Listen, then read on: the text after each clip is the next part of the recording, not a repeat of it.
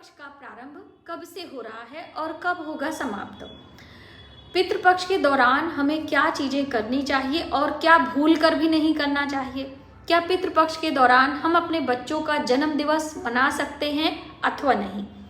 पितृपक्ष के दौरान अपने घर में पूजा उपासना, जो आपके घर में देवी देवता हैं, क्या हमें उनकी पूजा उपासना बिल्कुल भी नहीं करनी चाहिए। 15 दिनों तक देवी देवताओं के पूजन में वर्जित होता है।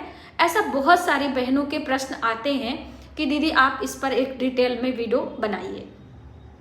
और कौन कौन सी चीजें पितृ कार्य में जरूर इस्तेमाल करना चाहिए जिससे कि आपके पितृ प्रसन्न हो। दोस्तों, हम अपने पूर्वजों की वंशज हैं।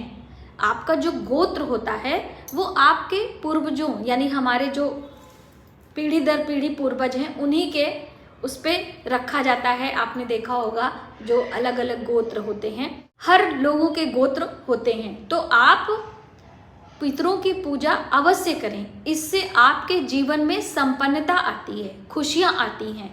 हम ऋण से बंधे होते हैं, कुछ ऋण हमें जन्मजात मिलते हैं, तो आप एक पितृ ऋण होता है उसे भी ध्यान में रखकर पितृ संबंधित कार्य अवश्य किया करें इन पितृपक्ष के दौरान में, यानी कि उनके निमित्त दान, श्राद्ध, तर्पण आदि, पंचबलि भी दी जाती है। तो अभी देखिए कब से शुरू हो रहा है। तो पितृपक्ष का जो प्रारंभ है वर्ष 2025 में, ये 7 सितंबर से लेकर 21 सितंबर तक चलने वाला है। 7 सितंबर को भाद्रपद मास की पूर्णिमा तिथि है और इसी दिन से पितृपक्ष प्रारंभ हो जाते हैं और सर्व पितृ विसर्जनी अमावस्या जो कि 21 सितंबर को पड़ रही है, ये समाप्ति होती है। सारे पितरों की विदाई इसी दिन की जाती है। गरुड़ पुराण के अनुसार पितृपक्ष के दौरान आपके पितृलोक से, यमलोक से धरती पर आते हैं और अपने अपने परिवार के कुल से दिए गए दान पुण्य को ग्रहण करते हैं, स्पेशली भोजन का दान। तो आप इन दिनों में भोजन का दान अवश्य करिएगा किसी भी रूप में, लेकिन सात्विक आहार होना चाहिए। जैसा कि पितृपक्ष के दौरान हमें क्या नहीं करना है, भूल कर भी आप बहुत सारा दान पुण्य नहीं कर पा रहे हैं, बहुत सारे नियम का पालन नहीं कर पा रहे हैं, तो कम से कम ऐसे कुछ कार्य करिए जिससे पितृ रुष्ट ना हो।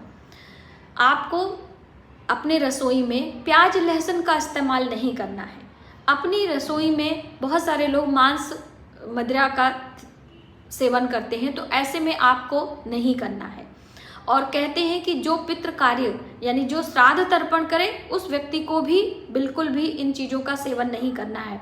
तो आप इन बातों का ध्यान रखें और साथ ही साथ अपने घर में गृह कलेश ना करें, यानी कि लड़ाई झगड़े से भी हमें बचना होता है।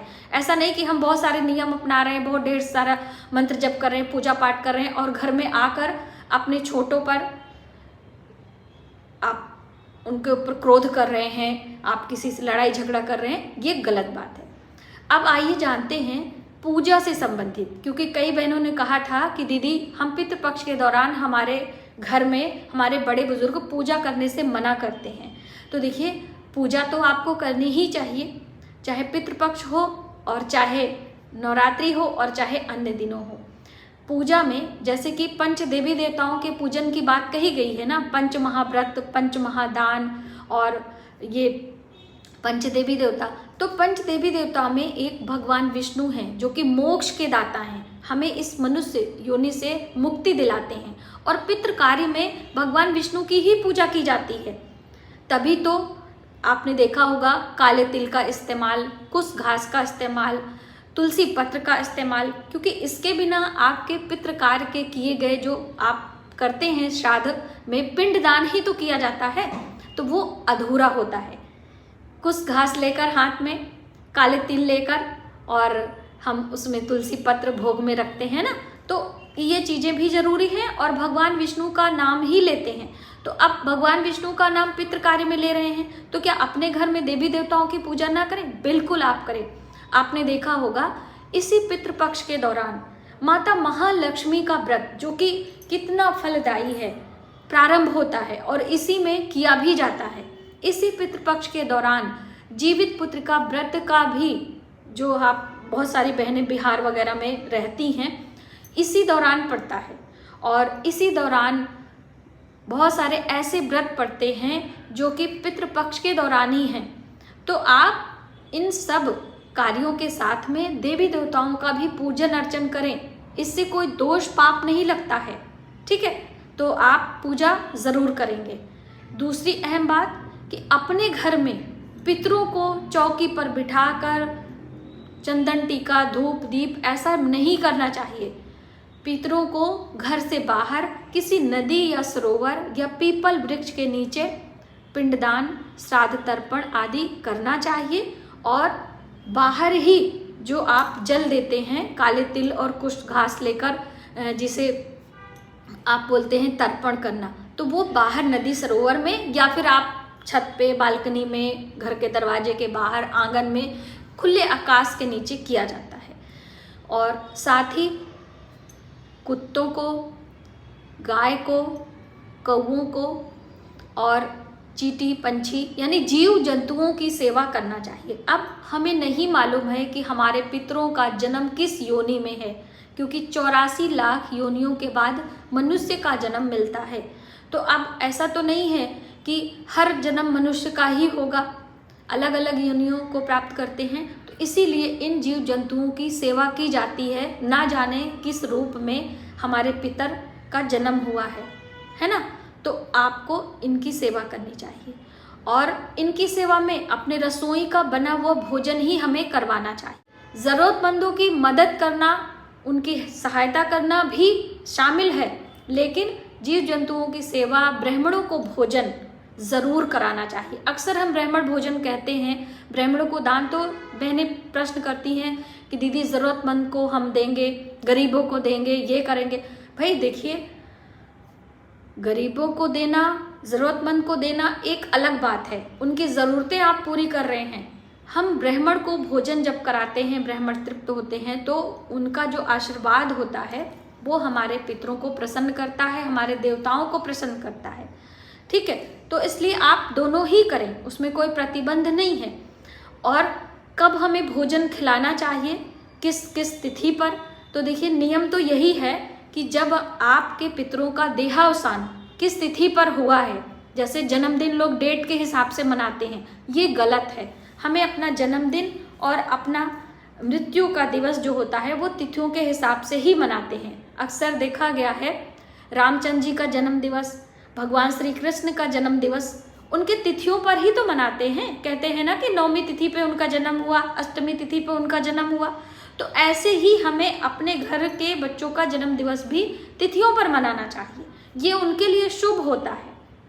और दूसरी अहम बात, पितृ कार्य में यानी कि श्राद्ध तर्पण कर रहे हैं, उसमें भी तिथि देखी जाती है। तो उसी तिथि पे आपको अपने पूर्वजों के निमित्त भोजन का दान करना चाहिए, यानी पके हुए भोजन का दान बहुत महत्व रखता है। अब कोई असुविधा है, कोई परेशानी है, तब आप पके हुए भोजन का दान ना करके सूखे भोजन का दान करें, यानी कुछ भी नहीं है तो कुछ तो हो जा रहा है ऐसा। और भोजन के साथ में आपको दक्षिणा जरूर देना है। और एक महत्वपूर्ण जानकारी दोस्तों, एकादशी के दिन यदि आपके पितरों का तिथि है, किसी किसी के पितरों की तिथि एकादशी को पड़ जाती है, तो अब एकादशी पर हम जो ब्राह्मण भोजन कराते हैं वो अनाज का दान नहीं करते हैं, अन्न का दान द्वादशी पे होता है। एकादशी के दिन आप जब अपने घर में ब्राह्मण भोज करेंगे तो फलाहार कराएंगे, दूध से बनी मिठाइयाँ, दूध, ड्राई फ्रूट्स, आप कोई भी फलाहारी जो कुट्टू सिंघाड़े की बर्फ़ी है, हलवा है और फल है, ऋतु फल है, इन सब चीज़ों को खिलाकर और दक्षिणा देकर ब्राह्मण को हम विदा करते हैं, ठीक है। और अपने घर के बाहर किसी पीपल वृक्ष के नीचे दीप दान भी करना चाहिए। अंधेरे में प्रकाश का दान करने से हमारे जीवन में प्रकाश तो फैलता है, लेकिन पितृपक्ष के दौरान पितरों के निमित्त दीप दान करने से हमारे जीवन में उसका प्रतिफल तुरंत मिलता है। तो आप दीप दान करें, जल का दान करें, भोजन का दान करें यानी अन्न का दान करें, और वस्त्र, छाता आदि समय समय पर यानी तिथियों पर हम दान करते हैं।